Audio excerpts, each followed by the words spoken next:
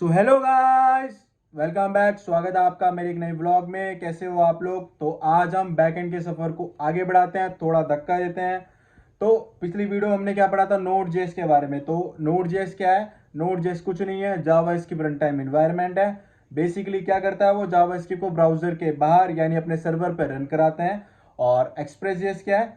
Express JS एक framework है। ये क्या होता है? ये क्या करता है? बेसिकली ये वेब सर्वर को क्रिएट करने में इजी बनाता है। अगर हम नोड जेएस से बनाएंगे तो कैसे बनाएंगे? http डॉट क्रिएट सर्वर करना पड़ेगा, रिक्वेस्ट रिस्पॉन्स करके करना पड़ेगा, फिर उसके बाद फिर राइट डॉट रिस्पॉन्स, फिर रिस्पॉन्स डॉट ऐसे करके लिखना पड़ेगा। मतलब बहुत ज्यादा हैक्टिक हो जाएगा, ठीक है। बट यही अगर मैं आपको एक्सप्रेस जेएस में बोलूं तो बिल्कुल सॉर्टेड हो जाएगा, एकदम इजी। ऐप डॉट गेट करके लिखना पड़ेगा, रिक्वेस्ट रिस्पॉन्स करके, इंपोर्ट ऊपर करके, ठीक है। उसके नीचे कंसोल करके, तो बहुत इजी हो जाएगा। तो एक्सप्रेस जेएस क्या करता है? एक फ्रेमवर्क है और वो क्या करता है? वेब सर्वर को क्रिएट करता है इजी बनाने में, ठीक है। तो गाइस स्टार्ट करते हैं नोड जेएस के बारे में पढ़ने के लिए, ठीक है। फर्स्ट ऑफ ऑल आपको इंस्टॉल करना पड़ेगा। तो इंस्टॉल मैं नहीं बता पाऊंगा, ठीक है, और 1-2 मिनट का काम होगा, टाइम वेस्ट हो जाता है। तो गूगल या चैट जीपीटी पे चले जाना या कोई वीडियो देख लेना यूट्यूब की 1 मिनट की, तो वो आपको बता देंगे इंस्टॉल कैसे होते हैं। उसके बाद मैं आपको दिखाता हूँ, ठीक है, जो मैं नोट्स बना रखे हैं। तो गाइज ऊपर मैंने कुछ छुपा दिया है क्योंकि वो आपका होमवर्क होगा, वो लास्ट में बताऊंगा, ठीक है। तो स्टार्ट करते हैं। नोड जेएस ना कुछ फ्री, नोड जेएस कुछ एक्स्ट्रा ना एपीआई देता है जो कि ब्राउजर नहीं देता। कौन सी? F S S T T P O S path, बहुत ईजी है। एफ एस क्या होता है? फाइल को रीड करना, राइट करना।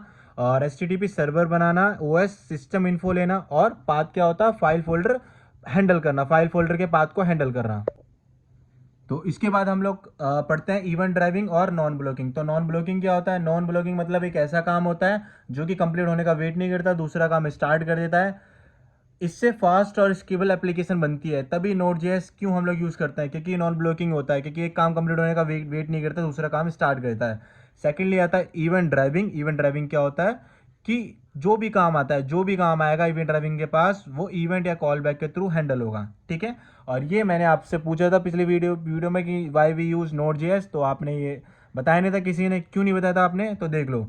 क्यों यूज करते हैं नोड जेएस का हम लोग? Back and server, API banana, website app के लिए हो गया, रियल टाइम ऐप क्रिएट करना, लाइक चैट गेम हो गया, चैट ऐप्स हो गया, ठीक है, ऑटोमेटिक स्क्रिप्ट हो गया, ठीक है।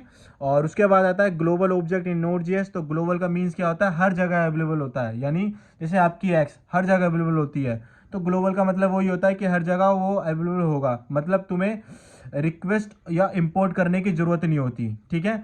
रिक्वेस्ट या फिर इंपोर्ट करने की जरूरत नहीं है, आपको हर पार्ट में मिलेगा, हर प्रोग्राम के अंदर ये होता ही होता है, ठीक है। एक और इंपॉर्टेंट चीज कि ब्राउजर में विंडो होता है, ये याद रखना, इंपॉर्टेंट क्वेश्चन है। ब्राउजर के अंदर क्या होता है? विंडोज होता है। और नोड जेएस के अंदर क्या होता है? नोड जेएस में ग्लोबल होता है, ठीक है। ये पूछते हैं, ये इंपॉर्टेंट है गाइस। ईएसएम, ईएसएम क्या होता है नोड जेएस में? तो ईएसएम क्या होता है? ईएस मॉड्यूल होता है बेसिकली।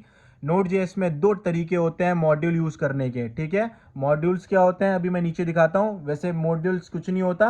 नोड जेएस में हर डॉट जेएस फाइल अपने आप में एक मॉड्यूल है, बट छोड़ो वो, नीचे पढ़ते हैं। अभी क्या पढ़ता है कि ईएसएम में नोड जेएस के अंदर 2 तरीके होते हैं मॉड्यूल यूज करने में। एक होता है कॉमन जेएस, जो कि ये ओल्ड तरीका है, ठीक है, रिक्वायर मॉड्यूल एक्सपोर्ट करना। और ईएसएम यानी ईएस मॉड्यूल इंपोर्ट एक्सपोर्ट करना, ये मॉडर्न स्टाइल है जो हम लोग यूज करते हैं। बट मैं कॉमन जेएस यूज करता हूँ, ठीक है, ईजी लगता है मुझे वो। और मॉड्यूल अब पढ़ते हैं। मॉड्यूल क्या होता है? मैंने आपको बताया था नोड जेएस में हर डॉट जेएस फाइल अपने आप में एक मॉड्यूल होती है। और एक फाइल में लिखा हुआ कोड दूसरी फाइल में हम लोग यूज नहीं कर सकते, बट अगर शेयर करना हो तो एक्सपोर्ट करना पड़ता है और दूसरी फाइल को इंपोर्ट करना पड़ता है, ओके। अच्छा, अगर आपको इंपोर्ट और एक्सपोर्ट समझना है ना, तो ये समझाता हूँ, बहुत ईजी है। देखो, अगर आप एक्सपोर्ट करना है ना, नेम नेम अगर आपको एक्सपोर्ट करना है तो फाइल के ऊपर आपको एक्सपोर्ट एक्सपोर्ट लिखना पड़ेगा, ये नेम है, ठीक है। और उसके बाद अगर आपको इंपोर्ट करना है, नेम की बात कर रहा हूँ, याद रखना नेम, तो दूसरी फाइल में आपको इंपोर्ट कर देना है, तो ये क्या हो जाएगा? एक्सपोर्ट इंपोर्ट हो जाएगा, ठीक है। अब ये अगर मैं बाय डिफॉल्ट की बात करूँ, एक्सपोर्ट की बात कर रहा हूँ, बाय डिफॉल्ट की बात करूँ, ठीक है, ये एक्सपोर्ट बाय डिफॉल्ट हो गया, ठीक है। और ये देखो, ये नेम बाय डिफॉल्ट हो गया, ठीक है, इंपोर्ट करना। तो डिफॉल्ट में एक चीज प्रॉब्लम होती है, आप पैकेज डॉट जेएसएन के अंदर ना आपको टाइप के अंदर उसमें ना टाइप डाल के मॉड्यूल करके लिखना पड़ेगा, ये याद रखना। देखो, नोड जेएस में डिफॉल्ट अभी भी कॉमन जेएस है, ठीक है। कॉमन कौन सा? ये वाला ओल्ड वाला है, ठीक है।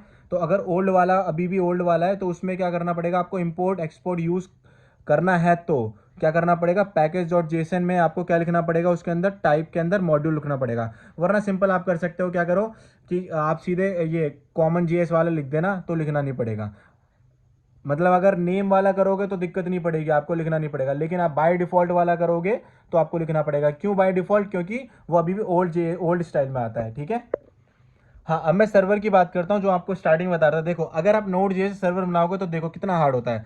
पहले आपको बनाना पड़ेगा http.create server, ठीक है, रिक्वेस्ट रिस्पॉन्स, फिर ये सर्वर क्रिएट करना है ये, ठीक है। उसका बाद लिखना पड़ेगा आपको रिक्वेस्ट डॉट राइट हेड लिखना पड़ेगा, हेड सेट करना पड़ेगा। फिर रिक्वेस्ट डॉट एंड लिखना पड़ेगा रिस्पॉन्स भेजने के लिए।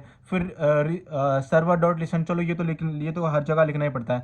तो ये देखो 3 चीज़ लिखनी पड़ रही है आपको, ठीक है। अब यही मैं आपको, अगर मैं एक्सप्रेस जेएस में बनाऊँ, एक्सप्रेस जेएस क्या है, एक फ्रेमवर्क है, ठीक है, नोड जेएस के ऊपर ही बेस बना हुआ है। तो देखो मैं दिखाता हूँ, ये रहा विद एक्सप्रेस। देखो सिंपल, आपने इंपोर्ट कर दिया, उसके बाद एक ऐप बना दिया। देखो सिंपल है ये, देखो ऐप डॉट गेट करा, रिक्वेस्ट रिस्पॉन्स और रिस्पॉन्स डॉट सेंड, सिंपल। ये देखो दूसरा ही बना दिया, और ऐप डॉट लिसन। तो ये देखो कितना ईजी है, एक बनाया आपने, दो बनाया आपने, ठीक है, सर्वर एक बनाया, दो बनाया, उसके बाद देखो सिंपल आपने लिसन करवा दिया।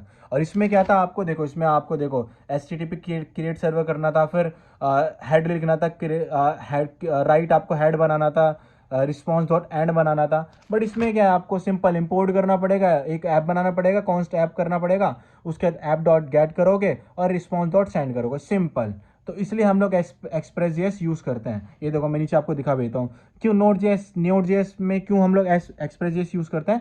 राउटिंग ईजी हो जाती है, ठीक है। ये जो भी हम लोग कर रहे हैं ना, ये राउटिंग, ये देखो ऐप डॉट गेट हो गया, ऐप डॉट पुट हो जाएगा, ऐप डॉट डिलीट हो जाएगा, तो ये बेसिकली बहुत ईजी हो जाती है। उसमें हम लोग करेंगे तो हर एक के लिए बहुत डिफरेंट, बहुत हार्ड हो जाएगा, ठीक है। मिडल वेयर हम लोग यूज़ कर सकते हैं, इसके ऊपर ही हम लोग ऐप डॉट यूज़ कर सकते हैं, ठीक है। मिडल वेयर अगर हम बनाएंगे तो आगे मैं दिखाऊंगा आपको, ठीक है। डेटाबेस से कनेक्ट करने के लिए फुल, मतलब डेटाबेस से अगर हम फुल मोंगोडीबी कनेक्ट करेंगे या एसक्यूएल कनेक्ट करेंगे तो वो ईजी रहता है। एंड देखो, अगर आप एक्सप्रेस डॉट जे मतलब एक्सप्रेस को अगर इंस्टॉल करना है ना, तो सिंपल है, जब आप फाइल बनाओगे उसके बाद mkdir कर देना, इससे आपका एक्सप्रेस की फाइल बन जाएगी। cd करोगे, इस फाइल के अंदर आ जाओगे आप, जो भी आपका प्रोजेक्ट का नेम होगा, npm init y करोगे तो आपका पैकेज डॉट जेसन की फाइल आ जाएगी। उसके बाद ये कर दोगे तो एक्सप्रेस आपका इंस्टॉल हो जाएगा। फिर उसके बाद ये इसी के अंदर मतलब आपको फाइल बनानी पड़ेगी, ऐप डॉट जे या फिर कोई भी इंडेक्स डॉट जे बना सकते हो आप, ठीक है।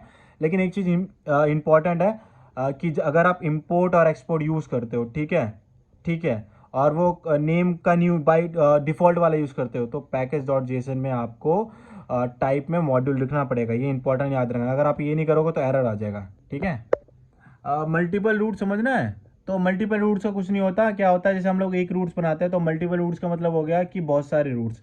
तो सिंपल जो आपने ऐप डॉट जेएस की फाइल बता रहा हूँ, ठीक है, उसके अंदर आपको लिखना पड़ेगा, ठीक है।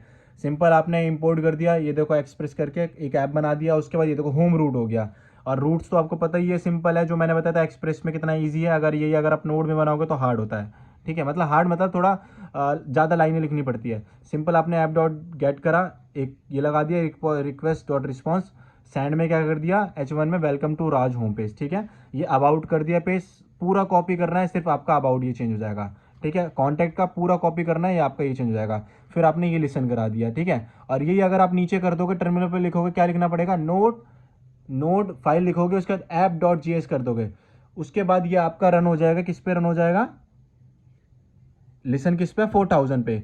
तो आप अगर 4000 सर्वर पे लिखोगे, मतलब उस पे गूगल पे लिखोगे, तो अगर आप लोकल होस्ट करके लिखोगे, लोकल होस्ट खोज करके सिंपल लिखोगे तो ये आएगा। उसके बाद उसमें स्लैश अबाउट लिख दोगे तो ये आ जाएगा, स्लैश कॉन्टैक्ट लिखोगे तो ये आ जाएगा, ठीक है। सिंपल है, तो मल्टीपल रूट है। तो बैकएंड के सफर को, इस वीडियो को यहीं पर एंड करते हैं। बैकएंड के सफर को थोड़ा स्टॉप कर देते हैं, क्योंकि मैं नहीं चाहता कि ज़्यादा आपको एक साथ पढ़ा लूँ। क्योंकि देखो, मैंने जो आपको नोट्स दिखाया है, थोड़ा बहुत मैंने आपको समझाने की कोशिश करी है।